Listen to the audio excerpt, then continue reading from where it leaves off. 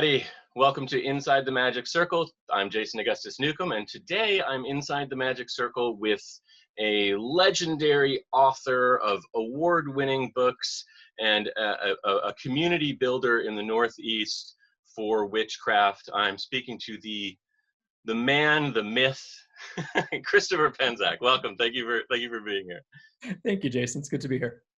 So Christopher and I have actually known each other for over 20 years, since I believe Christopher was already slightly published and I was about to be published, and we met. I think you might have come to a workshop I was teaching, believe it or not, if I'm not mistaken. Yeah, I think so. And we just became friends, and we've actually known each other, on and off. We've, traveled different paths. He and I live in very different magical communities. He's in the witchcraft community. I'm more in the Hermetic community. So we only sort of cross paths at certain extremely large events that cover the gamut of all those things. But we've managed to stay in touch pretty well. So Christopher, before we move into sort of the structure of this interview, I'd like to talk to you about, what your inner beliefs are in your personal, path and that sort of, how you've come to be who you are. But before we get into that, I want to talk to you a little bit about your latest publishing project that you're excited about, and also your Temple of Witchcraft community that you're building, because you're currently fundraising for that. So start with that. Tell me a little bit about what you're doing in that regard. Sure. In 2011, we ended up getting land for the Temple of Witchcraft here in Salem, New Hampshire. It's a beautiful Victorian house, a little cottage, and a barn. And our ultimate goal is to open it as a larger community center with sacred sites on the land and stone circles and shrines and things like that. But, as governments go, they have all sorts of regulations of how you can open and who you can open to. Sure. So we have to actually deconstruct the barn and reconstruct it as a community center. So we got all approved and went through the whole town process with our lawyers and all that good stuff. And now we're raising money for it. And so if someone wants to support that project and help you to build that, where do they go to give a donation? I'm assuming it's tax deductible? Tax deductible, yep. We're a 501c3 nonprofit. So if you go to templeofwitchcraft.org and you look for the donate button, there's all different ways you can support. And then anything you take in the temple, whether it be a class or coming to a ritual, whatever, once we cover our operating expenses, any profits that we have usually go towards the building fund. The building fund. And so where are you operating right now? I'm in Salem, New Hampshire is where we're at. No, I mean, so you're operating at the Victorian house, or are you operating, do you teach your classes there or elsewhere? So what it is the way we're able to kind of work it with the town is that half the house is open to the public and is permitted for that. And the other half is the residency. So my partners and I, who are also the founders of the temple, kind of can pay the bills to the house and to the land, but we can also open it up to the community. So we have different teachers come in, and I do most of my classes here when I'm not traveling. And so the sort of ritual spots that you mentioned on the property, have those kind of been put in as well, or are they still in the imaginal stage? They're slowly working. We have an amazing garden crew and landscaping crew. We call them the stewards of the temple, and they're actually cutting trails was the job of last year. We're kind of slowed down because of COVID this year, and we can't work with teams. But yeah, the background, we've kind of carved out different trails. There's 2 natural wells, so we're kind of building up the rocks around the wells, and we've got a site slated for like a stone circle. But it's just the process of clearing parts of the forest in ethical ways, and getting Sure, of course. You don't want to do it in an unethical way if you're wanting to have it be a sacred space, right? People are like, oh, you could just get a bulldozer in there. I'm like, well, one, you couldn't without, cutting down massive parts of what we want to keep. But we're doing it all by hand, which is slow. So that is slow, yeah, for sure. So you mentioned COVID-19. How has that affected sort of your teaching and outreach? Because you've done a lot of sort of in-person events there. What has changed? We have a big part of the school that's online, so thankfully that's kept going and is actually more popular than ever. We actually had to close our level 1 class that starts next March, like 3 months early, because we just hit capacity. It's just filled. Yeah, but in the end for me with the traveling, it's totally changed that. Like I'm usually out 3 nights a week teaching someplace, or I at least have a trip a month, and all that's done. But I've been doing a lot of online stuff, and thankfully that people have been showing up, so it's been good. The last time that we talked, though, on a personal note, like you seemed to be sort of tiring of having to travel so much. So in a way, it's probably been a little bit of a blessing for you, right? I hate the reason why, but I've loved being home. Right. I've loved being able to connect with people, and then to be able to just kind of walk up the stairs to my bedroom. Sure. It's nice not to have all that extra travel time, because it's tough on the body, it's tough on the mind, it's tough to be away from home. It's funny because this year I've actually been counting my blessings quite a bit, because because my audience is so much smaller than a lot of folk, guys like you who I'm friends with, like you guys have been doing a lot more sort of out in the community, and I've always kept my whole thing kind of tight and online, and so like there hasn't been that much of a difference other than the fact that my kids have been home instead of going to school. But other than that, that my life really is basically exactly the same. so but what I really want to talk to you about today is sort of your own personal spiritual journey, how you found your place in magic, what drove you.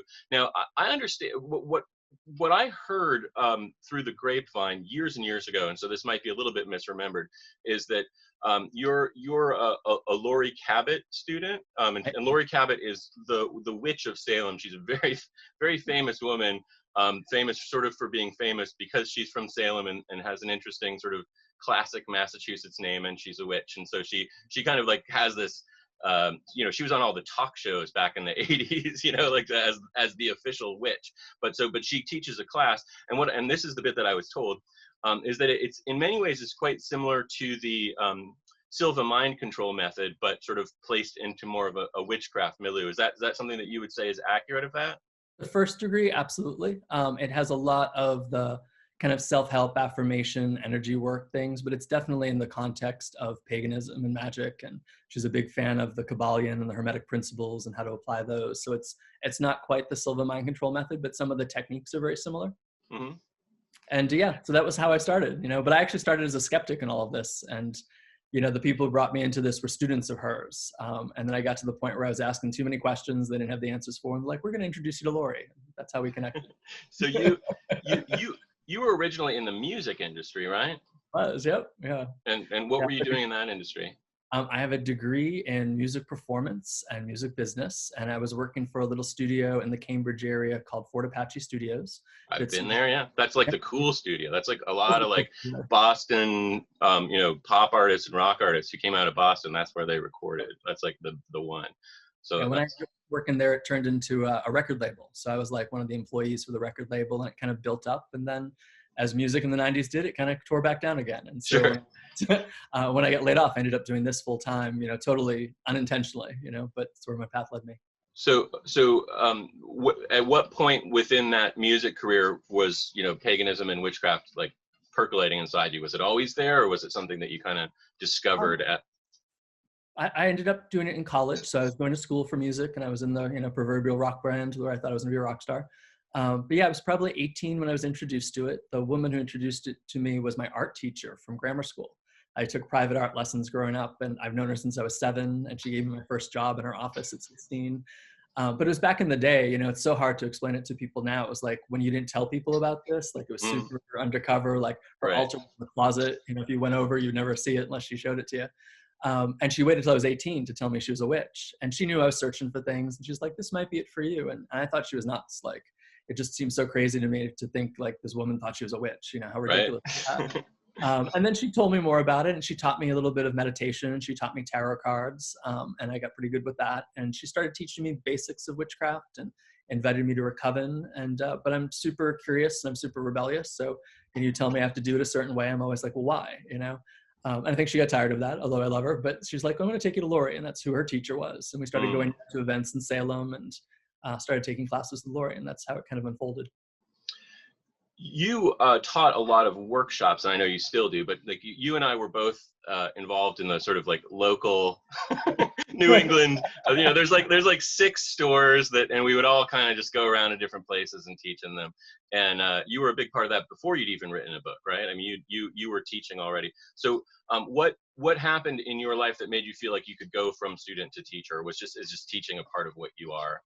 I feel like I was drag kicking and screaming. It was not what I wanted. So, I was in the music industry and having my full-time job there.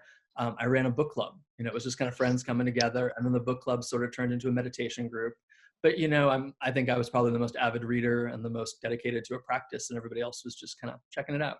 So they'd be like, well, teach us something. So it turned into sort of a study mentor group.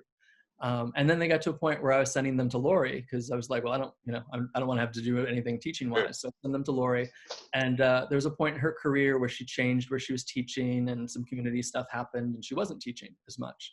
So when I couldn't do that, they're like, well, you teach us. So I just kind of cobbled together little classes. And then at that time was when I lost my job in the music industry. And had a very profound vision that's still kind of crazy to think about. And one of the goddesses that I work with in the Celtic pantheons, the Irish goddess Macha, started coming to me in the distance, and just the message was, you need to teach more. And I was like, I don't want to do that. And then every meditation, the first thing I would see would be her getting closer and closer, until she was just finally, in my face, nose to nose. And I was like, okay, I'll teach more. I have to do it, or you're gonna. Yeah, so, and the thing is, like, be careful, get your stipulations in the contract, because I just said yes without, getting why. And now you're stuck forever. Yeah, 3 days later, I lost my job, and then I finally going to meditate, going like, what am I supposed to do for a living? Am I going to move to New York? Am I going to move to LA? Like, trying to talk to my partner, Steve, about it. And she was just like, now you can teach more. So you were with Steve even back then? Yep. Yeah, I've been with Steve since just getting out of college. So I was 22 when we met. I want to just insert something. Oh, you were like the same age as my wife was when I met her. Is Steve your age, or is he older? He is 4 years older than me. Yeah, it's cradle robber, just like me. So I want to mention that what's going on right now in my home studio here is that I have a kitten who's going through her like either first or second heat, we're not sure, but she's insane. And if I close this door to this room, she'll just scratch at it incessantly. But she's going to come in here and mew. She already, I don't know if it came through on the audio, but she's already been mewing in here, and now she's out again. But she's really nuts right now. So I just want everyone, please forgive this intrusion, but it's nature. It's just, there's nothing that we can do about it until we get her to the vet. That we just have to be patient with her, because she's going through some stuff. And you just feel like it's such a magical recording. I could hear the spirits. Right? They're meowing in the background. So you lost your job, and you were starting to teach anyway, and so teaching just kind of fell into your lap. It was still kind of crazy too. Like I went to a temp agency to try to figure out, like, just, I'm a Taurus at heart, so I want to know where my money's coming from. Right. And I, scored really well in all the office stuff. Like, we can place you, no problem. And I went through 6 or 7 jobs in the temp agency where I didn't even get through the door. Like, I get the job, hired, and then they'd be like, oh, we filled the position permanently.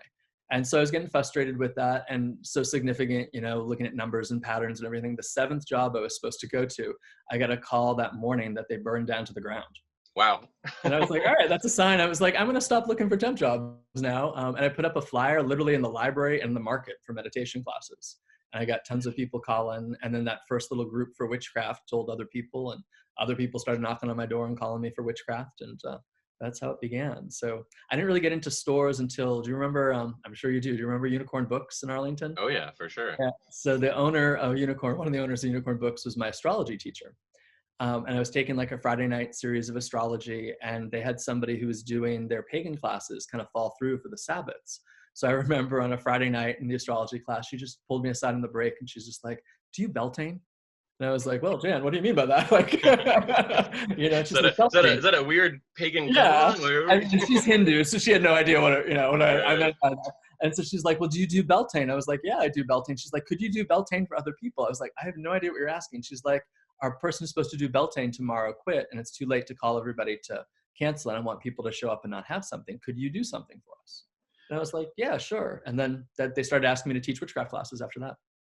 Just out of curiosity, was the astrology that she was teaching Indian astrology or Western astrology? It's really interesting. So she had that Hindu background, but was definitely a Western Caucasian woman. And she had a psychology background before this. So she applied Vedic techniques to Western astrology, which was really kind of weird and trippy. And when I tell that to people, they're like, you can't do that, but it worked. Well, it's interesting because there's a guy named James Braha, I think that's how you say his last name, who actually lives here in town, and I've talked to him a few times, and he's one of the early Westerners who brought Vedic astrology to the Americans who brought the Vedic astrology here, and he combines both quite a bit too. So I don't think it's totally insane. I don't know that it's considered to be. Nowadays everybody wants to sort of like cut their like little.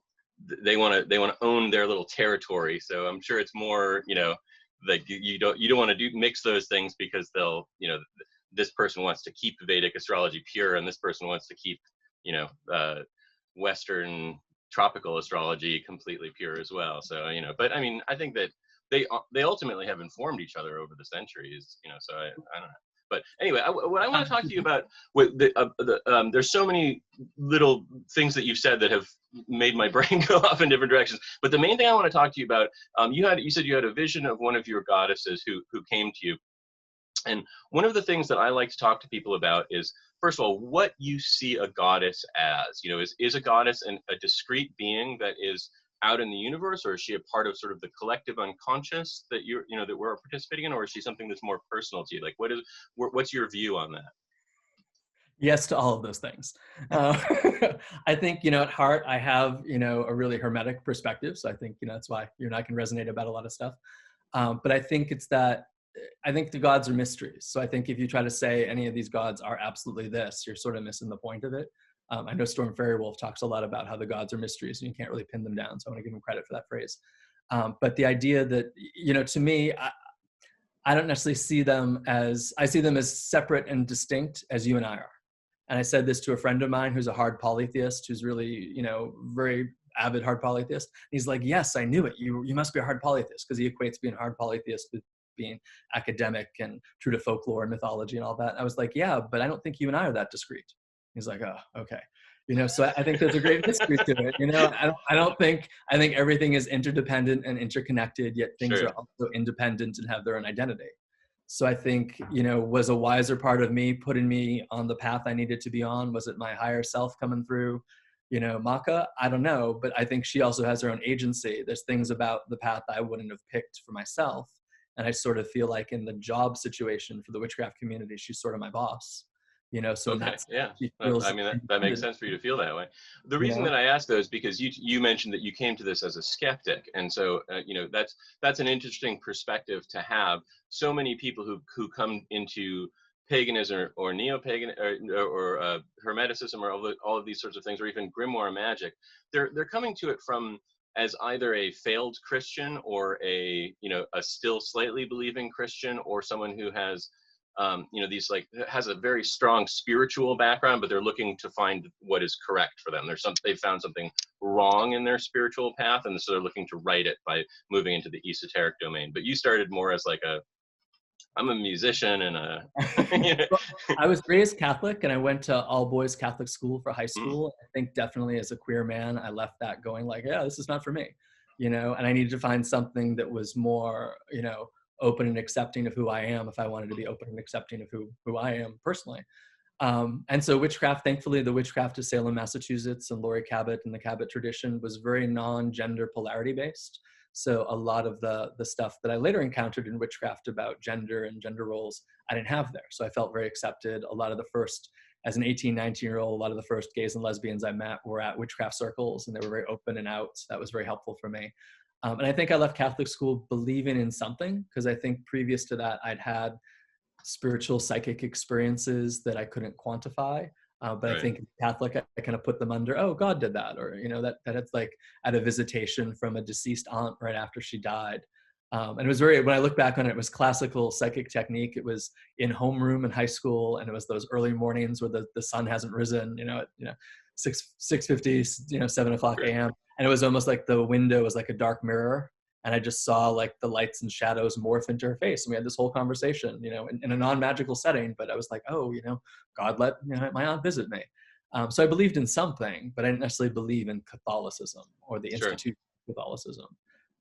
But I know, like when I first started my path, what got my art teacher to share the witchcraft with me is I was looking into Buddhism, I was looking into Hinduism, but like at that time in New Hampshire, like unless you traveled far, your closest thing you're going to get was like yoga at the gym. There wasn't really a Buddhist temple I could go to be like, hey, what's this all about? Or Right. where there Yeah. was, I just didn't know where it was, There was one in Cambridge, Massachusetts, that I visited when I was a kid one time. So I know that there was a little bit, but yeah, you're right. It wasn't the presence that it is at all today.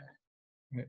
No, I mean, there's the spirituality in general, or alternative spirituality in general, is so much more present in the world, to the point where people discuss it in popular media constantly. Things like Kabbalah and stuff come up in popular media that, I mean, that just didn't exist, in the 80s and 90s at all. So you have a book called Spirit Allies, and that is a book about working with beings. Again, the same question. How do you view those? With the gods, we can see them because they're permanent and they don't change in any way, we can see them as being sort of archetypal and more remote, even though the pagan gods are a little bit closer to us than sort of like the, you know, the god of the book, who's very remote from people for the most part. But spirits are kind of present, and they come in and out of existence and so forth. So what is your view on what they are and what their function is within your spiritual life? Well, I think it depends. When I look at spirits, I look at two aspects of it. What's their plane of origin? So how am I identifying their nature? And then what is their function with me? You know, what is their role with me? So, you know, it could be things from looking at, do I perceive a different quality of energy or consciousness between angels and archangels, to fairy beings, to plant spirits or a tree spirit, to an ancestor, to kind of the run-of-the-mill spiritualist guide, which I usually think tended to be human souls and discarnate human souls, to then what's their role with me? So is this spirit coming to me to help me learn? Is it a teacher? Is it a companion? Is it a healer? Is it just wandering through my house and being like, hey, how you doing? And off on its own, you know?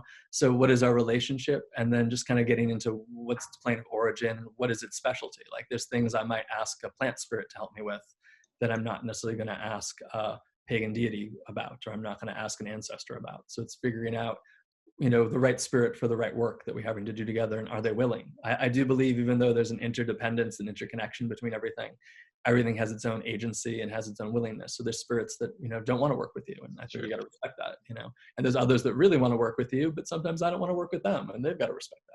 How often are spirits involved in your sort of day-to-day life, or, you know, spiritual life anyway? Pretty day to day, I'd have to say. I don't, you know, it took me a long time as that skeptic to open up to psychic ability or perception. But I feel like there's an overriding presence. I think we've kind of tuned the house here as a temple. It is a functional temple. So I feel like we have things kind of coming and going based on the days. We have daily rituals to keep the energy going, small ones and bigger seasonal ones or lunar ones. But I think there's always an ever presence of non-physical entities in our home and in our space and in my practice. And I have a pretty strong daily practice. So I think a big part of it is just kind of sitting down into meditation and being like, okay, what's next? Who wants to work with me if I don't have a specific goal for that day in mind? I have had, and I've, you know, this is you're pretty far into the amount of interviews. I think I've done about 14 or 15 of these so far, and I've been really surprised how different people's perspectives are on this next question, which is what do you see when you see a spirit? Or experience? I don't get lost in seeing. Like what is it? What is that experience like for you? How visual is it? How kinesthetic is it? How auditory are your interchanges with them, with spirits and so forth? What is your experience like? And there's no wrong answer, because I'm telling you, I've heard 15 different answers at this point that are all different. I think it depends on the context of the start of the exchange. So I'd say my experiences with spirits when I'm sitting before my altar in meditation is different than the context of spirits when I'm in the temple room just doing simple rituals, or when I'm wandering the woods here. I think when I'm not in specific meditative state or specific ritual space where I'm going to close to the inward world, it's very kinesthetic. It's very much a sense of a shimmer, a presence, a field of energy, kind of almost a magnetic current type of thing, where I can sense something. And then I can either choose to acknowledge to me, and I can kind of tune in a little bit more. When I tune in a little bit more, or when I'm at the altar and doing specific ritual work, I tend to be an inwardly visual and inwardly auditory person. So I know the stuff I'm hearing is like a different tone of my inner dialogue. It's not hearing with my ears the way some people do. Although sometimes around the house, I'll hear things and be like, oh, I think that was a spirit moving something. Or now, when you are hearing inwardly, though, it seems like a fairly consistent thing is that people hear things kind of like behind them all the time. Do you feel that as well? Yep. And sometimes I'll feel like it'll be behind, but almost like, the music background panning the stereo speakers. Is it more on the left side or is it more on the right side? Tells me different things. I feel like when it's, and I've got kind of, I guess, the classical left-right view of it, but when it's more on the left side, it tends to be more, this is a personal message. When it's more on the right side, it's more like, this is the work you're doing as a witch or community member. Well, you're the first person to say that, but I've been surprised. That's been one of the few consistent things, is that people's auditory senses tend to be behind, even if the being is sort of in front of them. They're still sort of getting that behind sense of communication. So in terms of visual matters, though, when in the inner world, you know, in closed eye experiences, or looking into a dark mirror, which I think is pretty much the same thing in most ways. But what sort of what do you see? I mean, are you seeing an entity in an environment? What does the entity look like? You know, I know that it's a vague question, but just sort of generally, what are you seeing? So I think, again, it depends on where the manifestation is. So if I have my eyes closed, but I feel like they're in the room with me, they feel a little bit more physically present. They feel like they have more of a magnetic energy field, like it becomes more tangible. They seem a little bit more spirit-like, I guess, in some ways. When I'm in, like, if I'm before my altar and they're between me and the altar speaking to me, and I see a physical presence, they're a little bit more ephemeral. They're a little bit more ethereal. I don't want to say see-through like a ghost, but I see a very clear presence, but it's very distinctly not a physical presence. If a physical person walked in the room, I'd be like, yep, that's a real person. That's a spirit. For meditation, they tend to be a little bit more solid, real world. Like if I feel like I'm in my inner temple, or if I feel like I'm traveling the astral planes, I might feel like, oh, they're just as real as I am in that moment, you know?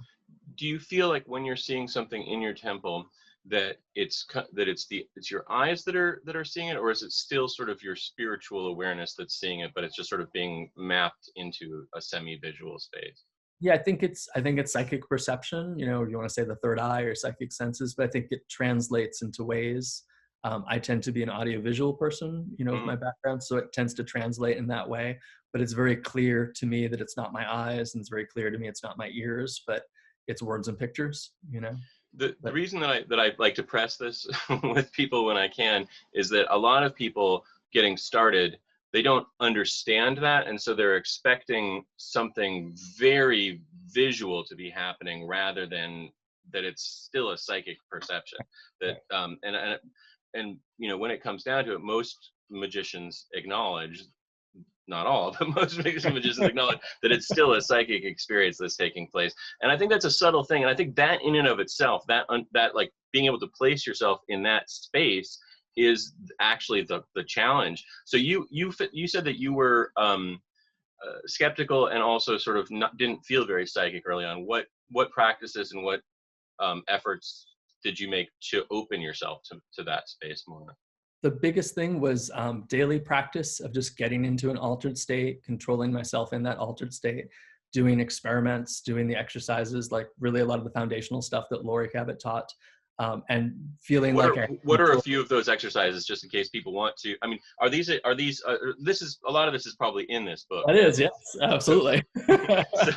So this is Christopher's probably most successful book, The Inner Temple of Witchcraft, and it is sort of foundational exercises for developing. But like out of this is a big thick book. Out of this, like what do you think is like the thing that like people could just sink their teeth into right away, that would be opening them up?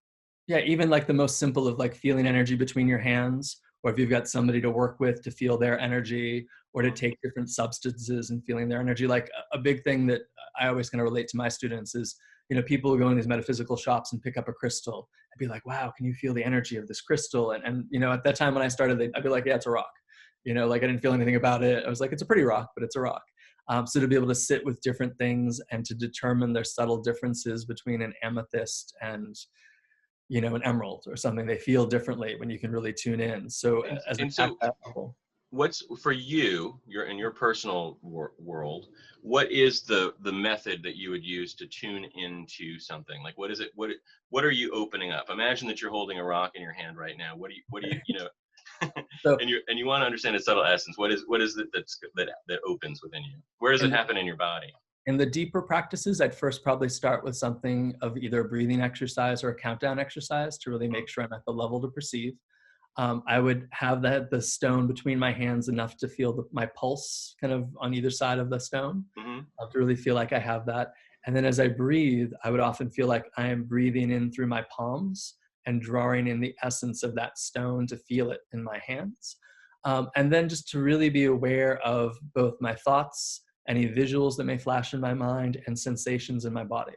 So with crystals and doing a lot of energy work and healing with people, I might feel it in a particular zone in the body that might relate to a chakra. But even getting beyond that, the idea of like some crystals make you feel expanded. Some crystals make you feel contracted. Some crystals have a direction of gravity and weight. Some make you feel like you're floating. And kind of that's the first levels and layers of it. You know, even without, I'll make my students work, won't make, but I'll encourage my students work with things without even seeing what the crystal is, not seeing what the color is, not getting the name of it, and just seeing. Just feel the energy. If someone picks up an emerald and they're like, I see green. I'm like, yes, that's right. So, that's a good thing that you mentioned, because I know that there are some people who really have trouble connecting with their inner kinesthesia, with their inner feeling sense. And you can talk to them about that kind of stuff, and you can even you can poke your hand. You feel that? Yeah. But then when you want them to to feel something other than something that is a physical sensation, they really have trouble understanding, and they're usually very intellectual and very I don't want to say emotionless, but very sort of logical in the way that they approach life, and they have an incredibly hard time, connecting with their body. So did you find yourself that way as a skeptical person, or because you were more artistic that you kind of could lean in aesthetically or something? Well, I think as a witch coming into, or learning witchcraft coming into this, the skeptical side, I was always waiting for there to be a lie. I felt like the Catholic Church was not, a great place for me. So I was always like, well, what's the deal here? What's the lie? What's the thing that they're not telling us? What's the scam? What's the scam? Exactly. Yeah. So I'm like, I'm always kind of keeping that intellectual side, which I think made it hard for me to get into the intuitive side, even despite the music. Like, I could feel that. And now looking back on the performances when I was learning to perform and in a band, whether it be, heavy metal, hard rock type stuff, or whether it was in a choir singing classical stuff, I now look back and go like, wow, there was so much energy there. And I could feel the flow and the exchange between the audience. But until I got deeper into witchcraft, I don't think I recognized that as a subtle energy. I just thought that was performing. It's just, that's just what performance is. You didn't realize, oh, wow, I'm actually like sort of guiding an entire huge group of people through an experience. And now that, you lead meditations and rituals, I was like, oh, it's the same thing. Right, exactly. Do you still do music at all? Is there music involved in the stuff that you create, or no? We do some chanting and singing in public rituals, and, in some of my practices of toning and vowel sounds and things like that, but not necessarily performance-wise, which I miss in some days, but I think I can't do it all. So I'm okay with just having that background. Like, I used to have a bit of an art background too, and I don't draw that much anymore either. So True. It's nice to have some of those skills, but I don't feel like it's my focus right now. It's funny because I work with the vowel sounds a lot too. How do you musically work with them? Is it the C is red? Is that the scale you use? I'm doing a scale like that, and elemental like pairing each of the sounds to a different element was something I learned from a mentor early on. So it was A was earth, and E was air, and O was water, and I was fire, and U was spirit. So kind of drawing pentagrams like we would do in ceremonial magic, but chanting the vowel sounds rather than the Hebrew names. Interesting. Well, that's something I wanted to talk to you about. Your sort of ritual practices, both your own and in community. What do you work with more sort of classically oriented ritual structures, or creative ones that have either 20th century or your own? Much more, from, I think a lot of the witchcraft I practice is influenced from the Theosophy and Golden Dawn current into Gardner's Wicca and Sanders Wicca, and then what came to Laurie Cabot. So I teach in both practice and my personal life kind of the basic witchcraft structure of a magic circle. If I had to say there was a liturgy to my practice, that's kind of like the key practice, in terms of moon rituals and Sabbats and things like that. So you trace a circle and you draw down the moon and stuff. Is that part of what you're doing? Exactly. If it's a solar ritual, draw down the sun. And but we have some interesting variations of it, like Laurie Cabot's practice, which I always learned as a default. So it always took me to get out to other community to be like, oh yeah, everybody doesn't do it this way. We start in the north, and the idea of the magnetic North Pole and the North Star is huge, which I realized kind of coming into other Wicca practices, that wasn't a big deal. And we put fire in the east, and it's a little bit more alchemical, like fire and water have to oppose and earth and air oppose. Although in the classes I teach, I really ask the students to experiment with all sorts of different orientations, just so dogma doesn't build up and you can't say, well, this is the way you have to do it, Right. I want to have people do things that are uncomfortable, just to see how they feel. I frequently have people interact with me where they're trying to figure out the correct direction for the elements. And I say, listen, do it the way that feels right to you. You know, people will say, it just doesn't feel right for air to be in the east. It feels more like it should be X. And I'm like, explore it, you know. I'm not trying to force you down a path, but the truth is that most of the directions have at one time or another had one of the elements placed in them in some system or other through you know, I mean, within astrology, there's each direction has the cardinal, cherubic, and mutable sign in it, so you can connect it with 3 elements right there, and then there's the seasons, and there, you know, so I mean, and the winds. There's so many ways of rationalizing putting it in any direction. But I think it's interesting that you guys worked with the North Star, because that's actually both Taoist and you know, Greek magic, ancient Greek, Egypto-Greek magic put a lot of energy into the North Star as being a very key thing, and it's actually key in a lot of sort of ancient Neoplatonism, which Hermeticism kind of is connected with in a lot of ways. So yeah, a lot of the British tradcraft that's non-Wiccan based also plays a lot of emphasis on the star and the idea that it's like the pole of the mill, or it's a nail. I mean, it's the only thing that doesn't move ever in the sky. Everything else is moving in some way or another. And that's the one point where, so I mean, it totally makes sense that is sort of like the spot if you're going to identify something as sort of the key. I mean, of our experiential universe. Obviously, we know more about the function of the universe in different ways. How do you in your life deal with the fact that so much of what we do as magicians and witches in particular, because you're more land based in a lot of ways, the fact that the systems are really based on an internal experience of what the universe is like, as opposed to what the universe is actually like as we understand it now. For instance, the sun doesn't travel through the sky. We rotate, and the sun is not stationary, but the sun is stationary relative to us, and we're actually going around the sun. You know, we know things that the ancients didn't know, and they didn't see the world that way, but we still continue magically to operate within that subjective experience. How do you manage that as a you know, logical person, but also a mystical person? How does that it gets into the key for me. I think my most profound experiences that are hard to put into words or can't be put into words in terms of like universal initiations, not necessarily initiations into groups, are paradox. You know, can you hold 2 truths that seem to not be able to be reconciled, but they make sense to you in that moment? And I think being able to hold that kind of subjective, perspective-based magical world, here I am on a rock, and it appears that these things are moving around me, and it appears that this is what's happening this way. But intellectually, I can hold this other perspective, and to know when it's right to hold one and when it's right to hold the other. I don't know if the scientific paradigm, I've not seen a magical tradition that is based on a more accurate scientific paradigm work for me. So I think a lot of it is based in that idea that the magician's the center of their universe. So you have to kind of work with what's your perspective from that center. But to be able to hold both those things, because, you know, I get that question a lot as a skeptic. You can probably imagine I get a lot of people who are skeptical. I love them, you know, that's good. You know where you're coming from, and I can appreciate that. You know, but people ask questions of like, well, you know, the seasons. Why do you have to celebrate the seasons? You know that the sun's going to rise the next day. You know it's going to change. You know these things are going to happen without you. So why do you feel like you have to do it? But it's your active participation in it, and I can hold the scientific paradigm of like, whether I do a Yule ritual or not, you know, the sun's going to grow brighter. But how actively am I aligned with that? How am I participating in it?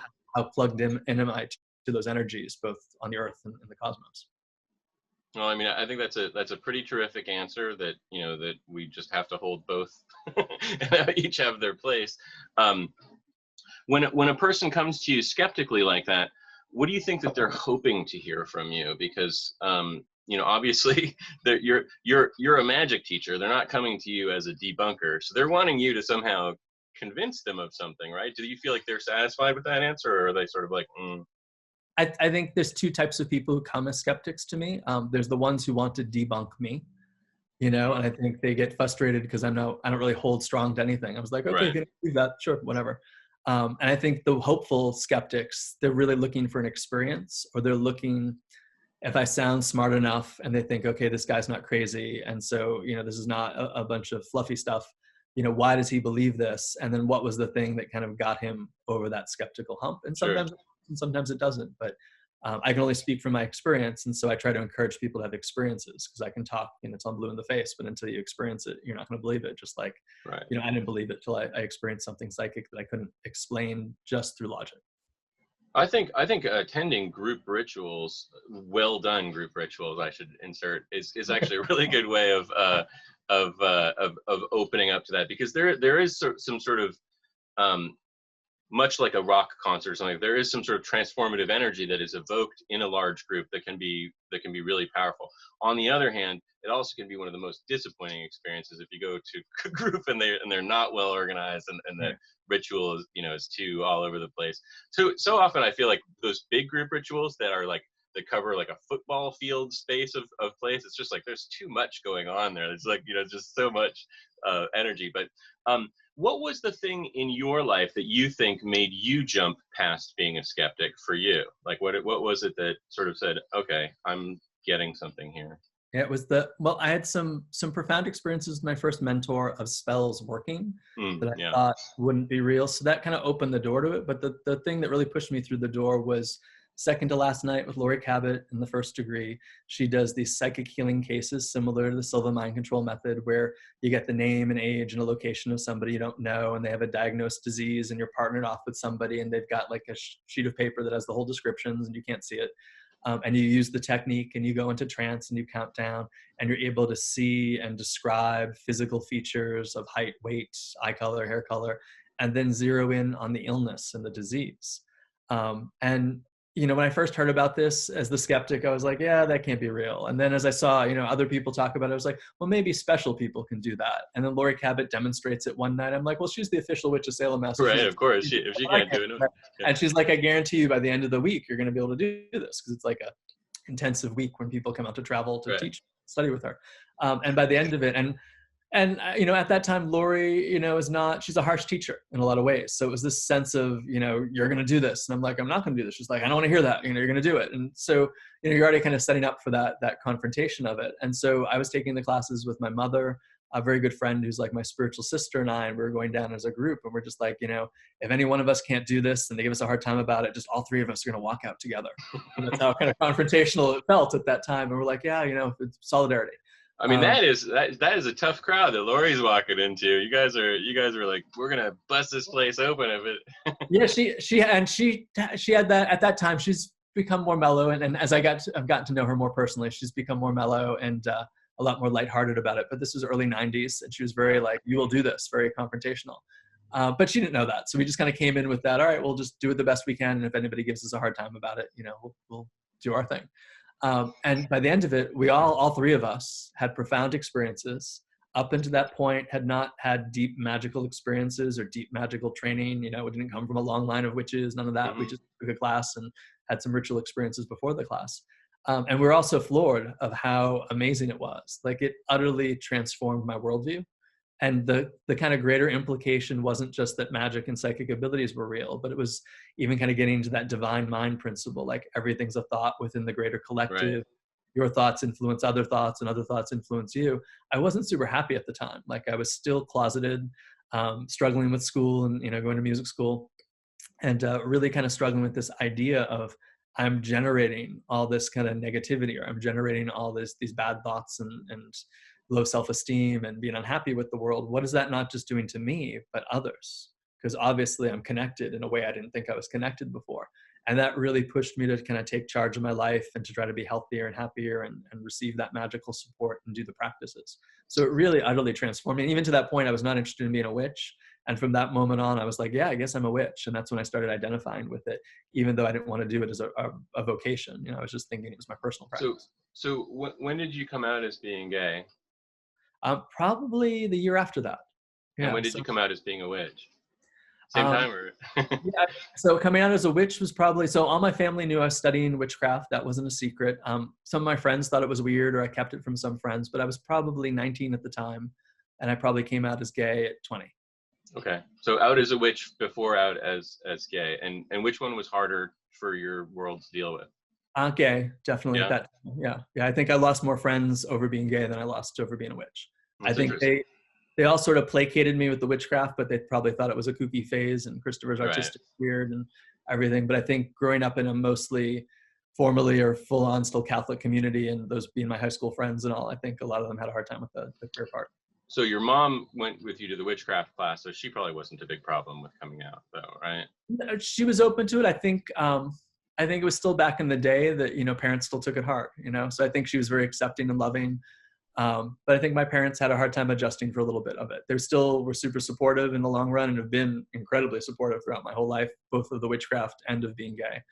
But I think it was still tough for her. I think it's still an adjustment for parents to think, okay, I'm not going to have grandkids, or the vision I have for my kids are not going to be the vision I thought it was going to be, and having to adjust that. But it's interesting because as a parent, I really try not to have a vision of what I expect my life to be at all. Like, I really try and say, you do you, like you, whatever you want to be is what you want to be. That's not my, my job is just to like help you and support you and, you know, guide you as best I can towards what you want to be, not towards what it's really foreign for me to think like, no, I want Apollo to be an astronaut. And if he's not that, I would be very upset. I just don't get, like, that seems so strange because he's so much his own person, and I can't imagine wanting to impose my, but I mean, then again, I've kind of been indoctrinated into some thinking that way, so who knows. But I don't think they had a vocation set for me. They've always been very supportive of whatever my practice for or dream of vocation would be. Mm-hmm. I think they still kind of came from that suburban, you know, traditional lifestyle of you just assume your kids are gonna, you know, get married and have kids and sure. Give you grandkids. You know, I think that was more of their perspective. I mean, when I switched before I went into music, I had like more of a scientific background in high school, and I thought I was gonna be a chemical engineer. And when I came home at one point and said, "Hey, I'm giving up chemistry to, you know, go study voice," they were like, "You know what?" But they were supportive but practical. They said, "Well, we'll still pay for college, but pick a school that has both chemistry and music in case you change your mind back again." And I did. So they were imagining when you were a young teenager, this is our kid who's going to be living in a white picket house with his wife, being a chemical engineer, and instead you are one of the world's most famous witches and running a large community of. But so I mean, you've had lots of children though, ultimately, because you have tons of students that you have nurtured in various ways. So. And my parents have been, you know, super supportive through the whole process. When my mom was alive, she would help host Sabbats, you know, and I think the core nucleus of our temple was from, you know, Halloween parties that turned into rituals that she would do the party part and I would do the ritual part. And my dad still comes to all our public Sabbats. And he's like, "I'm not a witch, I'm just supportive," but he comes out to everything and he knows the whole community and they all like him. I can so picture that as a New Englander, exactly that guy and how he is like, you know, I'm here to be supportive of my son's thing, but so, you are a fairly visionary person. I mean, I can tell that from the way that you describe your meditation practice. There's frequent, you know, sort of visitations from stuff. How much is your life? I know you mentioned the goddess. How much is your life guided by those visions as you're moving through things? Do you feel like that's a constant push in different directions, or? Yeah, I would say, well, I guess it depends on what we mean by constant. I don't think every day I have a directive or vision. Right. I think I've had big visions that have guided the impetus of my work. Like, as we were forming the temple as a nonprofit and a community and everything, I had a very clear vision of the same goddess coming to me and being like, "Do you want out?" You know, and I was like, "Well, what do you mean?" She's like, "Well, you accomplished the goal I had before you. Do you want to take the next step on, or do you just want to go back to a regular life?" And it was a very clear decision. I really struggled with it. And it was interesting. It was such a clear, it's your choice. And I'll support you in either way, which is interesting with this whole parental conversation we're having. And I decided that we'd go forward and, you know, what's the next step, and really try to build community. And right after that, I had a larger creative vision that ended up being the book, The 3 Rays of Witchcraft. And that ended up kind of guiding the whole temple process and what our unique theology is. And it guides a lot of my own personal philosophy and how I practice today. So it's a little bit different than some of the books, but the books were like the foundation for that. It's interesting because I feel very guided in a similar way.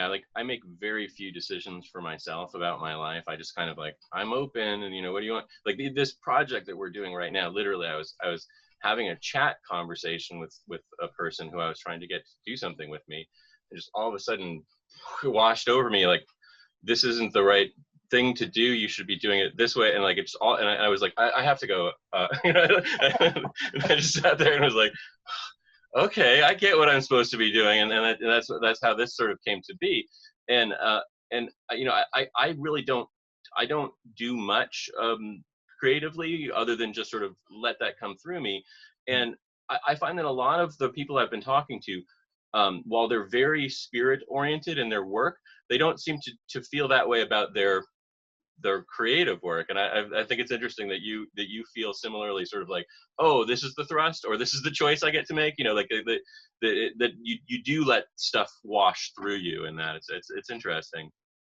How about like practical magic? Where do you fall on that? Like, do you feel like doing spells, either general spells for prosperity or love or whatever, or more focused spells? Do you do that in your own practice, and do you encourage other people to do it? I do. And that's been a big foundation of the training of my students, because I think you need skills to kind of help empower your life. And that was one of the doors opening for me, is, you know, I did a healing spell that looked like there was no hope, and the person had a miraculous recovery. Right. And wow, okay, something's here. But I think like the more you open yourself to that kind of visionary impulse, the more you have a daily practice, the more you're working it constantly, the less you have to do those types of spells. It's nice to have in your back pocket in case you need right. it. But, you know, I'm not doing prosperity spells all the time, but I feel like my prosperity is pretty consistent because I'm doing what I'm supposed to be doing. And right. kind of my deal with that first goddess, when she said you need to teach more, I was like, well, I need to make a living. And she goes, if you do this, you'll never have to worry about money. And although I've had lean times, I've never not paid my bills. I've never not had a roof over my head. I've never not had food on the table, you know, so that's been true. You know, there's times when I would have liked more in the bank, but that's okay. You know, it all works out. Before I let you go, because I know that you have, I noticed you were making eye contact zone, so I'm assuming there's people wanting your attention elsewhere. But I want to talk a little bit just about your life and your personal life, because I wrote a book on sex magic a number of years ago, and whenever people talk to me about it, they say, I love your book about sex magic. The one problem I have with it is that you're very into monogamy, and I don't think that, you know, and I'm a successful poly person, and you're one of the people who has been very successful with a poly relationship, and I just want to talk to you about that a little bit, because I know, like, you're like, first of all, I just want to mention, like, Christopher is one of like about 4 people in the world who I legitimately, when I have a question about something in my life, I ask him for his advice. You know, for a fact, I don't ask for advice all that often, but I mean, I've come to you a few times with, you know, sort of career questions and stuff. So like, I mean, you're a very smart and you're a very, you know, enlightened guy in a lot of ways. So I mean, that probably helps you with that sort of stuff. But how do you engage in a poly relationship and make it work over a long haul? The key aspect of it, as unsexy as this sounds, is clear communication. You know, I think, you know, that's essence of any relationship, but I think particularly when you've got 3 people in the room or more, but for me, I happen to be in a polyamorous triad. You know, it's really easy to make assumptions. It's really easy to think you've said something to both partners that you've only said to one, which hopefully is just little things, but sometimes you do those big things. Sure. And also realizing that everybody has, like, someone who's poly said this to me that was very helpful, is that I have a relationship to my 2 partners. They have a relationship to each other that doesn't include me. And then we all have a relationship to the relationship. And realizing that those are all separate things, and not trying to manage their relationship, and not let the third person manage my relationship between the other 2 at any one time, has been very helpful to know when to back off, when to just listen, when to just be present. So, okay, so do you feel like it's 3 equals, or is there one person who's sort of like, I mean, I know there's one of the people in your relationship's a little younger than you, but is he still like an equal in that? Our particular relationship, it's funny, in the polyamory world, there's all sorts of little geometries and ways of describing things. So we're considered to be a triangle. So it's equal. Each partner has an equal stake in the relationship. I've been with Steve longer and Adam less, and Steve's a little bit older than me and Adam's a little bit younger than me. But yeah, it's all very equal. You know, when Steve and I had our hand fasting before we met Adam, it was before gay marriage was legal. And then we had met Adam, and then gay marriage became legal, and everyone's like, well, you know, are you, Steve, going to get married still? I'm like, well, we are married spiritually, but we don't want to do something that's going to exclude Adam, that he can't participate in with us, because I don't think in my lifetime there's going to be polyamorous marriage. I was going to say, why? I mean, why is that? Why can't we have that? I don't really understand. Like, I know this is like I'm sounding like a crazy Mormon, but you know, like, what's the big deal? Like, why does that even matter? I agree, but I think people, again, get tied into those kind of baked in Judeo-Christian expectations of what society should be, whether they know that or not, you know? So for me, if I were in a polyamorous relationship, I think that, like, if I'm totally honest with myself, my biggest thing would be I would feel jealous of the, when they were spending time together and I wasn't included. And since you're so busy and traveling so much, is that ever a factor in your life? I think at the very beginning, it was tough to adjust, but I think the bigger surprise was the more confident you are in yourself and your relationship with both of them. It turned out not to be. Like, I'm a Taurus, and that's the classical astrology sign of the jealous lover and all that. But yeah, I found, there's this strange thing that happens of the pleasure you derive from seeing your other partners happy, and the pleasure you derive from seeing them together doing things. Like, even just on a logistics level, we're watching a movie last night and we can all be crammed together on one couch, although if we're just kind of hanging out, it might be two on one couch and one on the other. And I was the one that was separate last night, and just the level of joy I saw the two of them snuggling together while we're watching a movie, and not feeling jealous because I know another night it's going to be me. And there's always kind of a rotation to it. But I think it's been helpful having an equal relationship for us. That's just in my mindset, not to be jealous. Some poly couples or poly groups define things differently, or certain people don't have relationships. Like I said, we're a triangle. Some say it's a V. So there's that one person's the connecting point to the other two. And if that works for you, that's totally cool. It's just not my experience of it.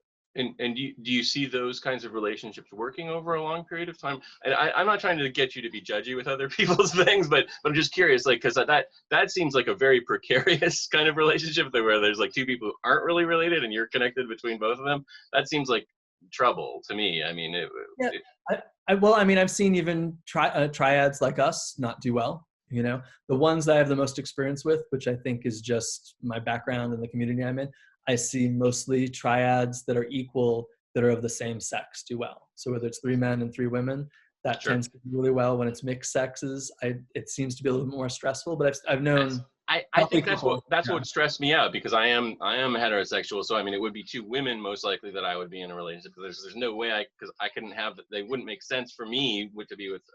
We would definitely be a V if there were another man in our relationship. So, but so I mean, if there were 2, I think I would feel a little funny, like that, like whatever she gets from that girl is not something that I can provide. Like I'm not involved in that really at all. But I think you might be right but the last person who had this conversation with me, I'm pretty sure was involved with a man and a woman. So I mean, it wasn't that what you're describing.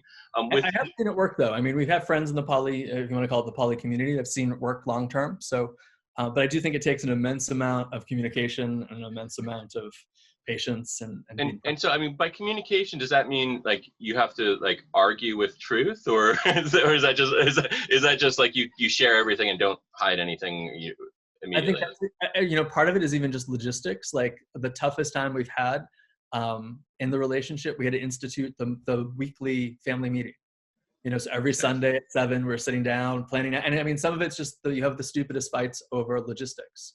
Like, I didn't know you were going to be gone that night, and I brought up, or that type of stuff, or arguing over who pays what bills or what's coming through, and making sure that's all clear. And then as things change, you're able to kind of talk to each other on a weekly basis before it becomes a monstrous problem. Because I think when you're in the moment, in the heat of the moment, you think the person understands, then it's very easy to make assumptions and make judgments and get angry and get jealous and all that. So just the simpleness of having a weekly meeting is what I mean by communication.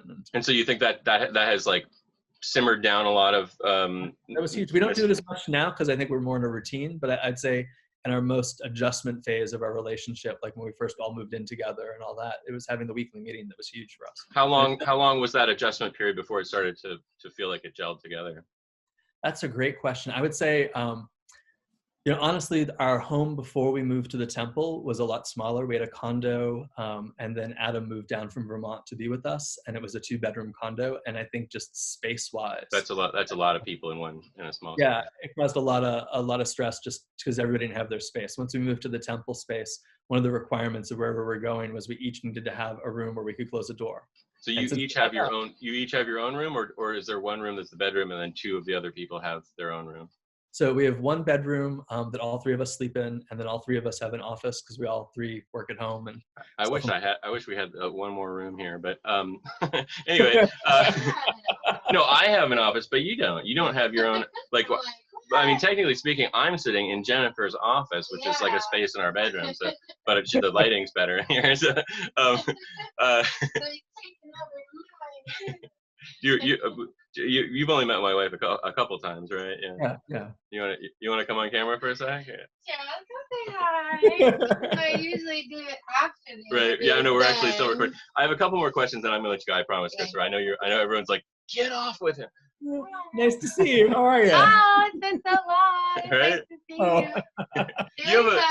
You have a very warm face that makes you happy when you see it.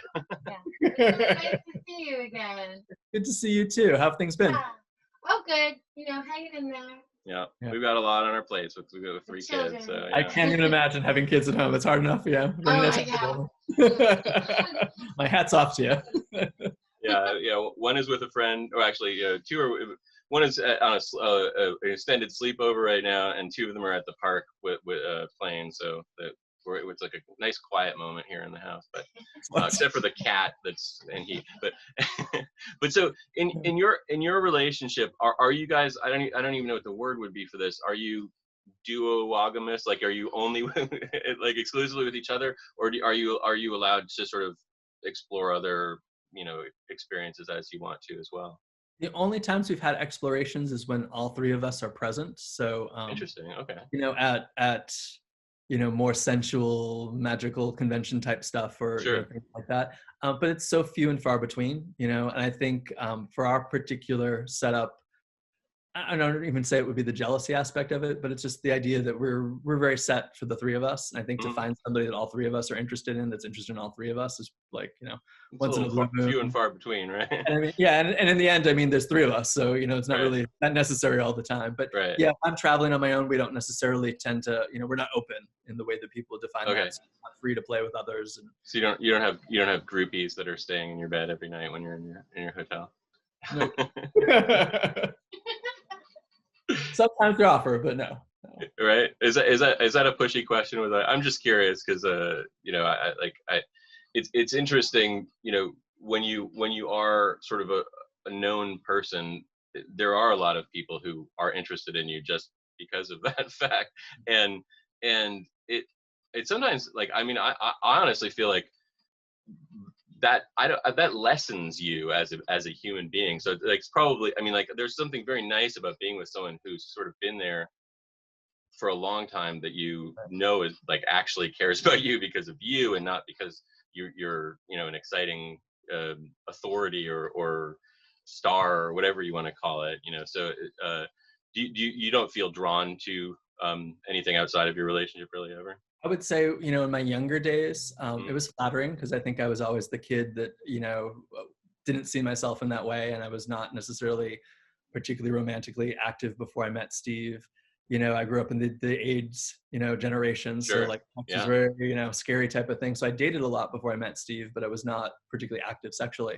Yeah, I mean, sex was like, for our generation, sex was, or our like 10 years, even not even full generation, we were like afraid of it incredibly. Yeah.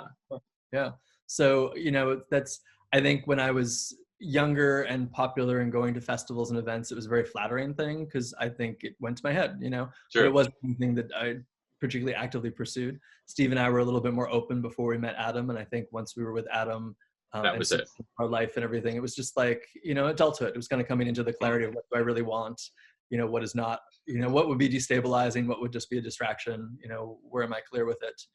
So I think that was helpful for me in kind of growing up into more adulthood, more spiritual adulthood with it.